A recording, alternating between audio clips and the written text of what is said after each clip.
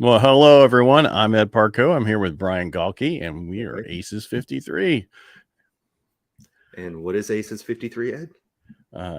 It's a mock. Didn't come up with something so fast. Sorry. Yeah. One of those days. What do you want? Seems like a Monday today, even though it's Tuesday. Right. So Aces53, the reason you picked that is it was something you had been introduced to back, I think you said in college. So, back when everything was black and white, and that was the best when we used carbon paper. We used carbon paper, and we had stone and chisels. Right. Yeah. Nice try, smart ass. Yeah. No, it was just one of those things where when I was in the service, I went to college when I was in. And so I went later in life than most people do. And the instructor was talking about sales, and he was saying, hey, remember this 4 aces and a joker, which stands for attitude, commitment, enthusiasm, and smile, which is what we bring, as you can see our smiles, to the table. And then the joker is that unique ability that you have or you can learn to make yourself that top salesperson. Right. And depending on what you did, which I sold by the phone, and I didn't realize how deep my voice was back in the time. Mm-hmm. And now I do because I wear headphones, where before I had no idea. So I could have done one of those late night radio shows. There you go. You should have. Yeah. It's the Love Doctor, and today we are talking. Anyway, that was back in the 70s. Yeah. Remakes of the 70s. Way back a long time ago. Yeah. You know when you were born? I was 74. Good guess. Yeah. But yeah, so that's why Aces53, that's how it came up for. That's how you came up with the logo, everything else. That was something that you got exposure to. And what's the goal of it is really just to help people, mainly in sales, but kind of across business, right? Because we're going to hit on all the skills that are required to get new customers, new clients. We've covered prospecting, we've covered CRMs, but this particular week we decided to do round 2 of tonality. And so people who weren't here before, what is tonality? So tonality is the way a salesperson can use their voice to communicate with a prospect or customer. And what we talked about, or when you're reading something, how you can tell that someone's reading something because they're not talking like this. They're just tonality refers to reading it. Exactly. And you have to be really good at reading something where people don't know you're reading something with your tonality, and you need to work on that. I'm just messing with you because he likes his banners. He loves his banners. Hey, ChatGPT, what can I say? But you're right. And that's one of the reasons people read scripts when they first get into sales, and you can tell who is literally reading it line by line versus who has the script memorized. There's a guy out there who every one of his new salespeople, we mentioned this last week, they have to write out 100 times what their script is. So they know it inside and out versus reading it and looking away, because people get stuck. You get in your own head when you're reading off something at times. And that's why they want you to memorize the script. Why is the script there? So you have consistency, and then you can learn to expand on or off of the script, but you have to have that base level down. And to your point, you can play with inflection, which is, of course, tonality of what do people hear? How do you read the script? Do you end it like a question? Do you end it like a statement? And all those things come into play. And it's funny because having a 6-year-old, the way you say things to a kid impacts how they hear it, right? You can say the same thing. It's funny when people talk to even dogs, right? Oh, you're such a good boy or whatever, versus when you're How's it go? Mad. I'm not doing that twice. I already caught you. But it's funny with having a kid, you have to learn to watch how you say things because they're still learning to understand human like communication. But it is true. I mean, you can take cussing, right? And it, depending on how you deliver the cuss word, lets people know the intent behind it. Right. So, how you say anything like you're a fucking asshole or you're a fucking asshole. Joking. Exactly. Yeah. What? Excuse my language for people who took that. Didn't like that. But yeah. What's the movie? Gran Torino, where they go to the barber shop. Like, that's just an iconic scene, right? Where they're in there talking shit to each other the entire time. But you can tell when it's jovial and fun versus when it's a threat. Right. And sales is no different.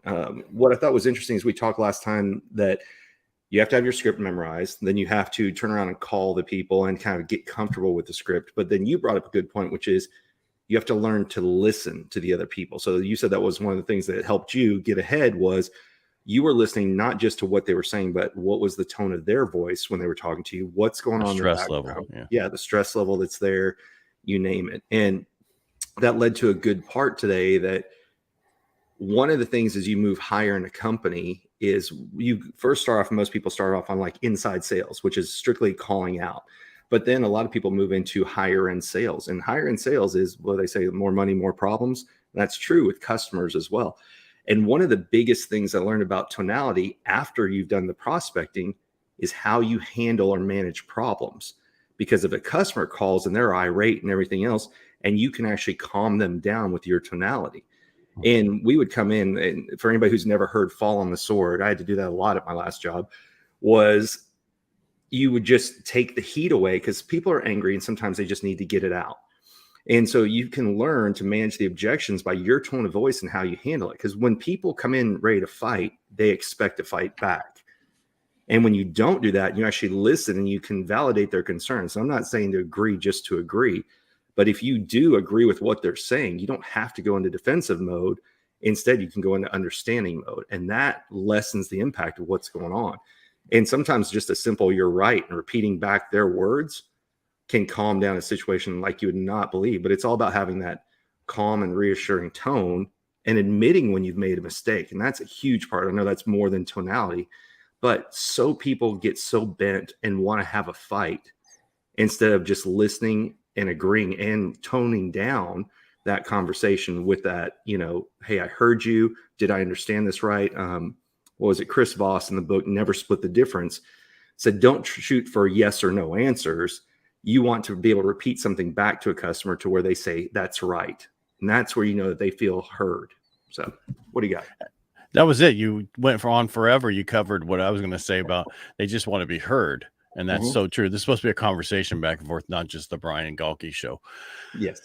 Yeah. But it's so important. Much higher ratings then. The issue is most people just want to be heard, and you have to let them vent. And then you go through, I don't want to say the feel, felt, found, because that was horrible. The close, I know how you feel. I felt the same way. This is what I found out. I actually put in Chat GPT and I had them change it. And I don't have it here, but I did it. And I was like, that's a little bit better, but it's still that I could tell that's what you're doing.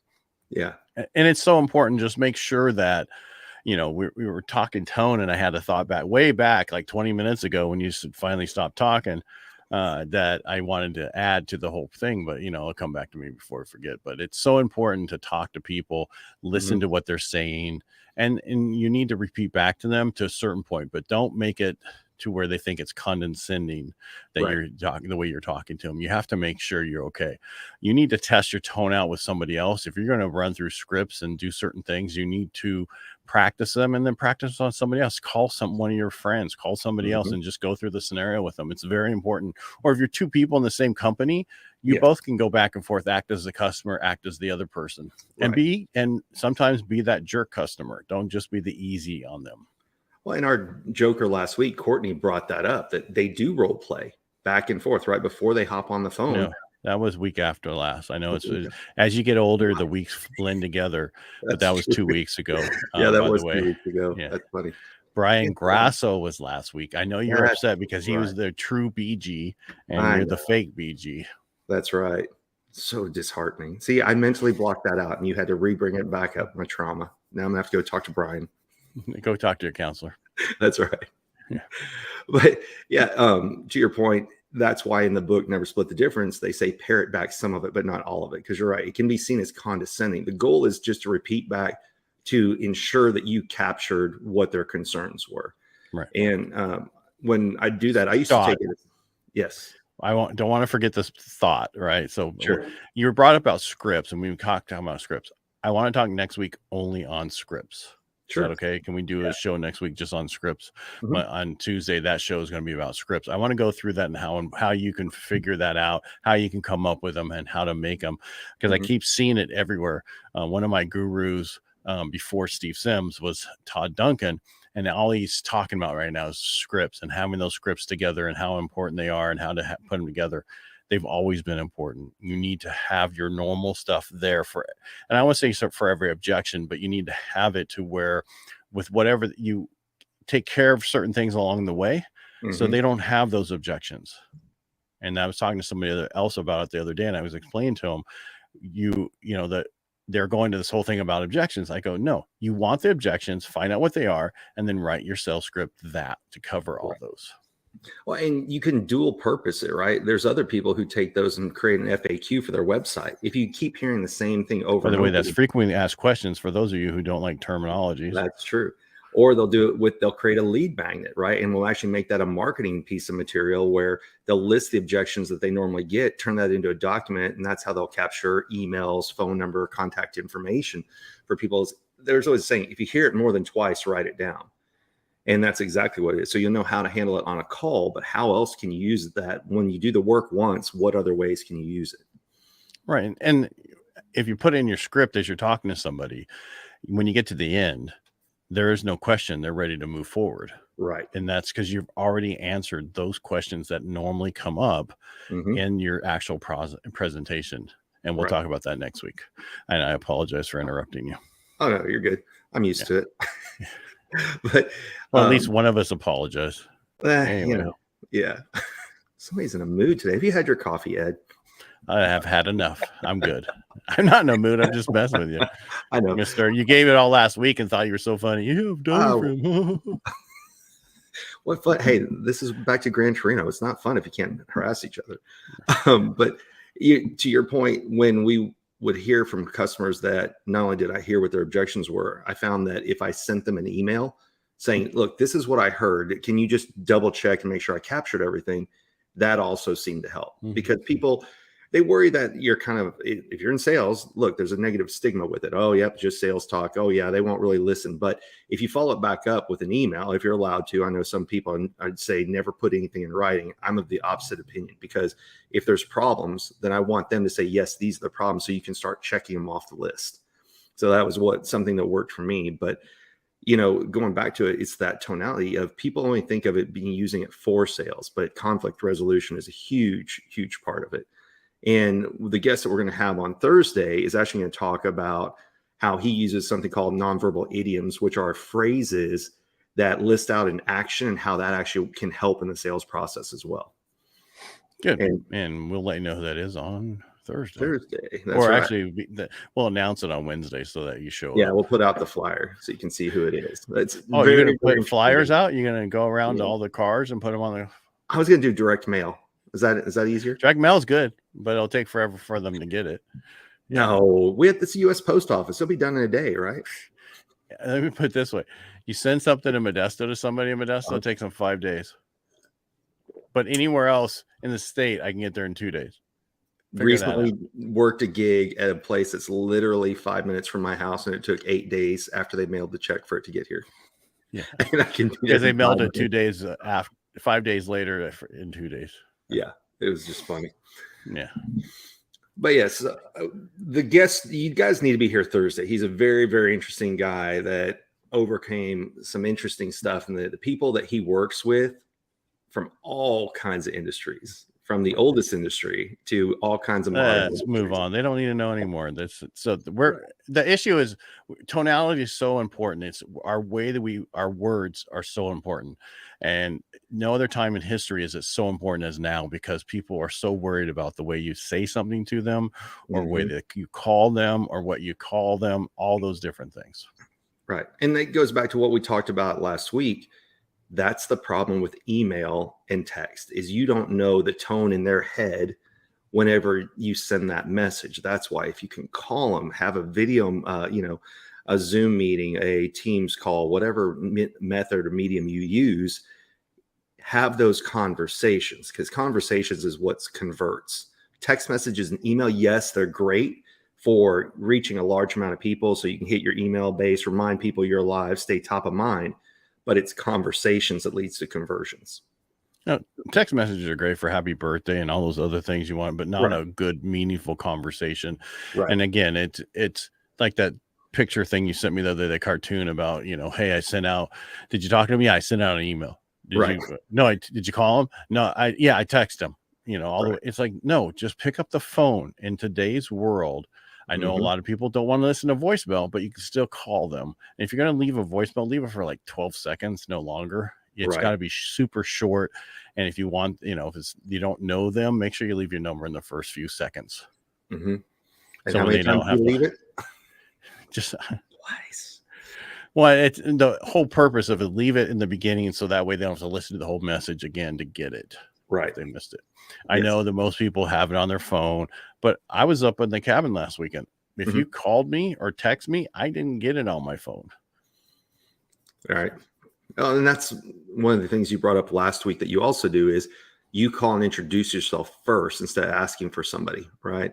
Yeah. And no matter who it is, I say who I am first. Right. That way they can hang up right away.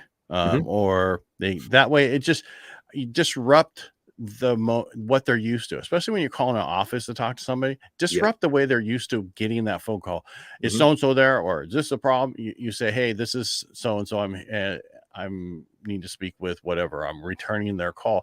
But you saying who you are first throws them off so much that they have to ask you again who you are. Right. There's a random like Trivial Pursuit fact, but people who introduce themselves by first and last name are seen as more confident and have a greater ability than the people who just announce their first name. So when you do that, that also sets you apart from everyone else who just says, hey, this is Brian. Can I talk to you? Blah, blah, blah. Right. And if you add Mr. or Mrs. in front of them, they just think you're an asshole. Yeah.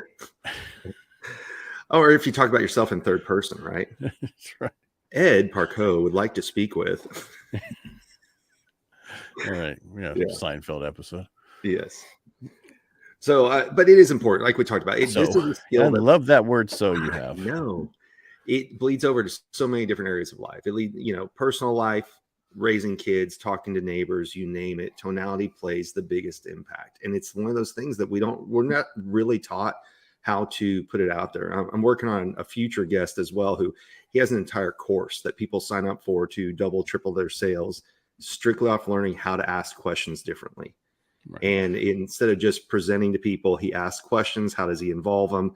But tonality and pauses are the big parts of his programs into how to stand apart from everybody else. And that's, it's not always listed as part of tonality, but a pause is part of that. And you mentioned it before when you first got in sales, you purposely would add in pauses so that instead of saying so or whatever, pauses by time and give people an opportunity to think. Or in my case, since I ramble on at times, it gives Ed a chance to jump in.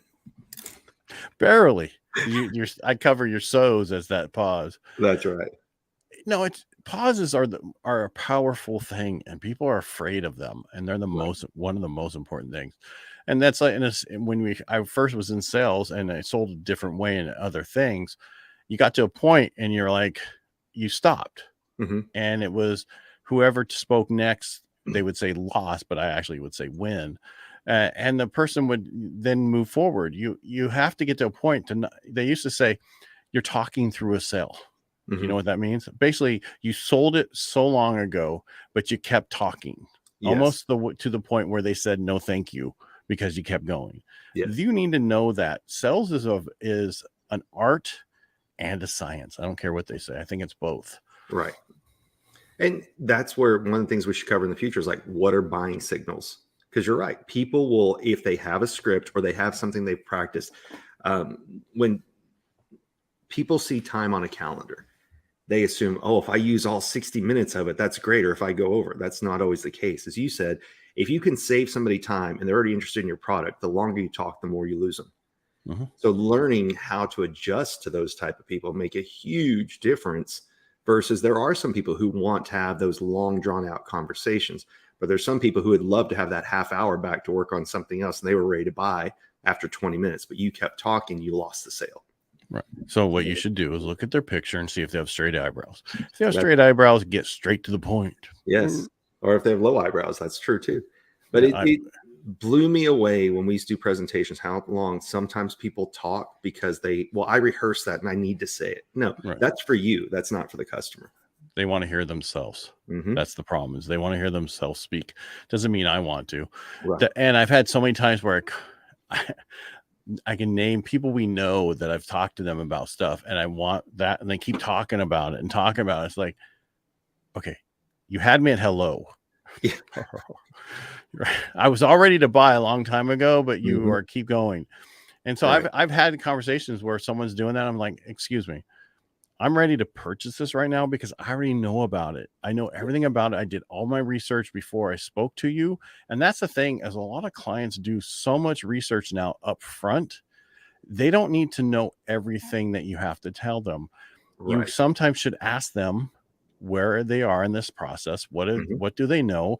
And I'm going to go over a few things. And if there's things that I'm saying that you don't want to know, just tell me and I'll move to the next part. People are okay with that. You need to have an actual conversation with them, not just have, I'm going to talk to you and you're going to listen to me. No, I mean, and I want to get back to where you're saying we weren't taught a lot of this. Dude, we were taught this from the day we were born. When your mom yelled your full name at you, you knew you were in trouble. Right. We just haven't understood it exactly the same way. We learn how to respond to it, but not how to create it. Correct. Right. Yeah. Well, as adults, or if you have kids, the problem with us is we couldn't say the kid's name when you have 5 of them. You're like, Blake Sinjira. You finally get to the one kid that's in trouble. Right. That's funny. Have a list of their names. Oh, which one was it again? You only know this if you have a bunch of kids. It's like you never say the right name when you're trying to get it when they're in trouble. Mine's easy. I'm one and done. So there's only one. If you had multiple kids, I said I didn't. I didn't say if you had one child. If you can't name your one child, you got a problem. That's a serious problem. But that's back to what you were saying a second ago. Qualifying the lead, right? That's another one we should do a show on, is how do you qualify a lead? Because when you're doing that, that's when you can figure out, do they need the whole presentation or do they just need facts to wrap up the deal? Is that it? And that is part of learning to figure out who you're talking to. And that is the danger of learn a script to learn the material, but be able to ebb and flow. There's something called the value ladder. And what that is how much additional value do you have to keep providing before somebody will pull a trigger? Some people, it's only one step or one wrong, but other people need more and more. And, what was the late night infomercial? But wait, there's more. There are those people who won't buy until they feel like they've gotten so much value for their dollar. There's other people who are ready to buy after just one or two things, if even that. Right. They might be ready the moment you talk to them because they're already in there. And that's like some of the, they go in these purse stores that are $1,000, extreme expensive purses. And most people go in there because they want it because it's a status symbol, right? Or other people go in there and they want it and there's, they don't have to help them with it. But if you could actually help one or two additional people, you could sell so many more purses. Right. And that's the thing is it's just helping people figure out where they're at in the process and just helping them through the process. It's called persuasion. People want to do it. You're just helping them with it. And you hit the key point earlier, especially after COVID. People now don't go into stores unless they've typically researched something online. So what do they call it? Or, they'll look up the basics of it and then they'll go online and they're ready to purchase versus wandering into a store and wondering, oh, what do you have? People come in with a purpose now because for a year or two, you could only go to the store at certain times and only go one way down the aisle and you name it. People got used to researching things ahead of time. There are still impulse purchases, but usually they come off of Instagram or some other social media versus in a store. No, it's called Costco. There's always impulse purchases at Costco. True. I need that trigger. I need that over there. I need that. Right. But if they're looking for specific, like you said, the purse, they've researched it. They're in your store because they've already looked at the value. They've already looked at the price. You're just there. So Brad calls that the difference between are you a salesperson or are you a closer? Because if somebody just comes into you, you're an order taker, right? Hey, I want this, ring me up. Okay, cool. That's an order taker. A closer or a salesperson, somebody who has to sell you on why you want the item. What do you need? Answer their questions, do a lot more work. And we've benefits. What's that? Features benefits. Right? Yep. But we've gone to, and this was part of the reason we started the podcast for the last few years. People have gotten very lackadaisical, for lack of a better term, because business came to them. There was such a demand that it wasn't always necessary to do the work that you used to have to do to get a sale. And we're seeing a lot of people struggle right now as a result of that. Yeah, we call it you're able to grab the low-lying fruit so easy. You don't have now you have to get on the ladder to get the rest of it. And that's basically my background is business to consumer sales. Brian, you're business to business sales, right? Right. And we're both high ticket, right? Both of those. So our background is we know how to do this. two different worlds, but we can hit for everybody in the same podcast. And that's why we're doing this. Right. And, and we're putting together a whole coaching thing for that. So I'm looking for that. And your book, right? Oh, Get Ed's book. That has nothing to do with sales. I know. But it does. I'm buying a house, but anyway. Yeah. But if people have read your book, then they're going to come to you with already having a lot of knowledge, right? So Correct. If they're coming to you for that, they're not from scratch, like, hey, I've never looked at this, but that is almost like a script for you, but it's an educational tool for people at the exact same time. So you're educating them, right? Because you like to talk about your no, K-N-O-W, not it's a no, N-O. Yeah, it's what's K. So knowledge needed to overcome waiting. That one you're talking about? Yes, that one. But back up a second. So I do two things to educate my clients before they come to me. The radio show about why they should buy and everything about it. We talk about it all the time. And then I wrote the book on how basically I speak to somebody when they come in. How I go through my process is exactly how the book's set up. So you understand everything. And so that's that's how I do it differently than other people. Go ahead, Brian. I'm sorry. I was just saying, so that was part of your book. Is the book is kind of how you follow the script. So if they've already read the book and then they come to you, if you were to start back on step one, you'd be wasting their time. Correct. But because they've already gotten the material, they've already worked on it, then it's a completely different, chain of events that you go through. And that's the interesting thing is you can give people, it's not always cold calling. I know we talked about that a few weeks ago, but you can give people material and then just follow back up with them, because some people need more time or, to review things they don't like. There's a lot of nervousness over having conversations this day and age because people have gotten so used to email and texting. So sometimes people need that information, but that's also a blow off. So you have to watch out for, just send me some literature, send me some paperwork, send me some information. It's then how do you follow up after you have that? Right. But I mean, if you're having those people, sometimes you're going to have those people. They were not ready to buy. They're not going to buy sometimes ever from you. That's just, those are different. I don't run into that a lot because a lot of times I get a lot of people referred to me through the radio show, my book, agents, other people, financial planners, you name it. There's a built-in, they're ready to go forward and they want to do it. Then you have, like, if you're doing stuff on the internet leads wise, which Facebook and LinkedIn, those, certain types of leads programs, those you're going to get more like that. They're trying to get information, but they're really not ready to buy.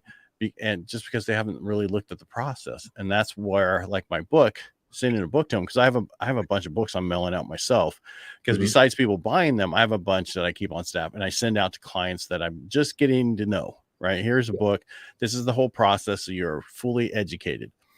And I've had it where I've sent them and then I said, then they're asking me these questions. I said, you didn't read that chapter, did you? No, I didn't read your book. I'm like, you wouldn't have that question. It's right there on this page and it breaks it down. This is the same question I get all the time. Everything's in there. A lot of people don't want to read. They just want you to tell them. Right. Well, that's why there's the do it with you model or the do it for you model. Right. And that's what a lot of places will offer is, do you want to work with me? We'll walk through the steps, or am I just going to do it for you? And there's a lot of people, the difference is in what you pay. So if it's a learn on your own kind of done with you, that's one price point. But if it's a done for you, that's a lot bigger of a price point because people will pay for speed. Right. Well, and that's with us. Yeah. Basically, I have a process that, a lot of my people who work for me, I'm like, they should be doing. I'm like, no. We make it easy for people to go through the process. Right.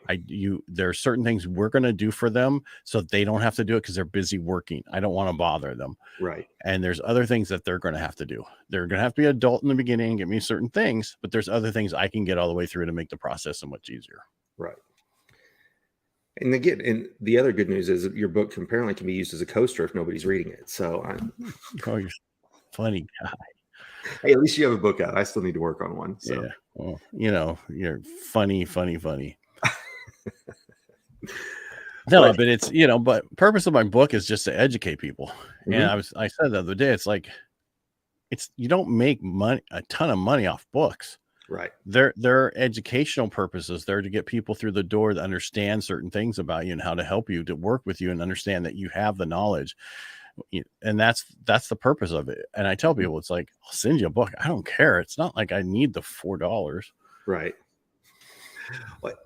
What's interesting is there's a trend of people going from hard print books to Audible, and why? People want to hear the tonality. And it's always, I don't know if have you listened to the Audible version of Never Split the Difference? I haven't read the book. Oh, gotta read the book. Well, I'm waiting for the movie. Well, that actually, he did just come out with a movie. That reminds me, I'll have to go look that up. But the person reading the Audible, because I like the book, and if I'm in the middle of a book and I'm traveling, then I'll get the Audible to it also. So I'll just kind of listen to the airports and airplanes, whatever.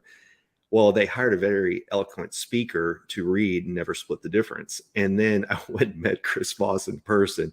And he's in New York, and he sounds like he smoked like a pack of cigarettes a day and all this kind of stuff. And it threw me off. But I love Audibles, and because you hear the tonality behind the words, and you know, what do they emphasize, what do they not, and you can't always get that in books, because again, that when you're reading a book, it's what's in your head versus what did the author intend. Right. And that goes back to tonality is so important. That's why picking up the phone is important. That's why doing Zoom calls or any type of Teams, you name it, is so important, because you don't know what other people hear when they read it in print. Right. And I'm working on my Audible right now, just so you know. There you go. And then I'm working on a VA version of my book that's only for vets. So nice. It's coming out now. Well, you had to do for everybody. Now I'm doing a niche. You know, so right. And see, for me, and I don't care if you have a great voice or not. I prefer the author to read it.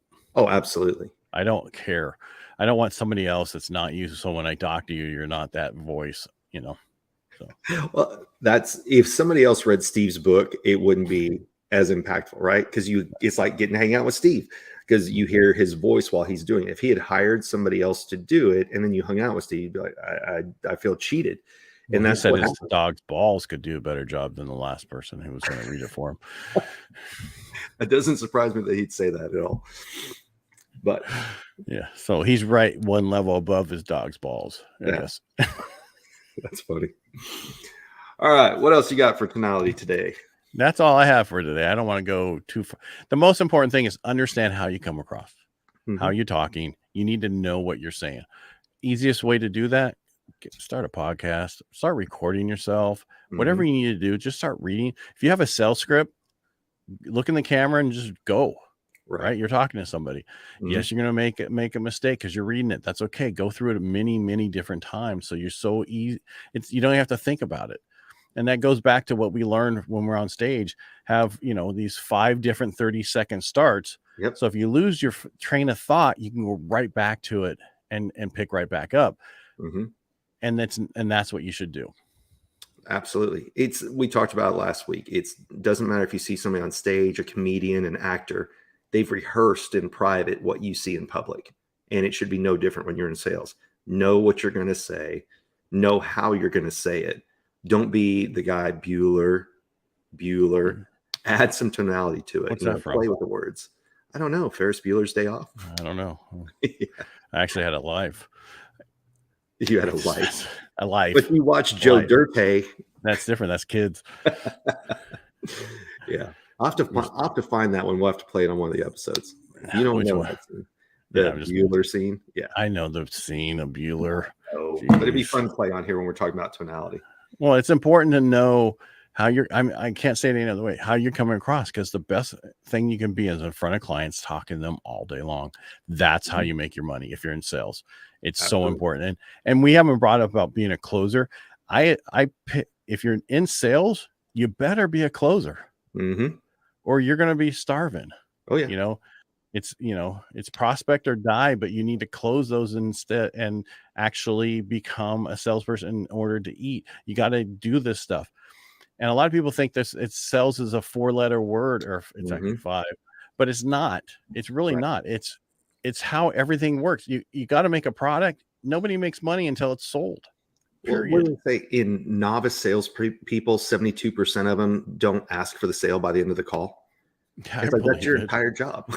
Yeah, your job is to are you ready to move forward? Right. What's your I don't care what that thing is that works for you, because a lot of times people go, that's horrible. You shouldn't ask that. But the way I do it, it works for me. I've asked them, are you ready to move forward? Yes. So before I do anything else, are you ready for me to move forward and run the credit, do what I got to do? Yes. Okay, let's go.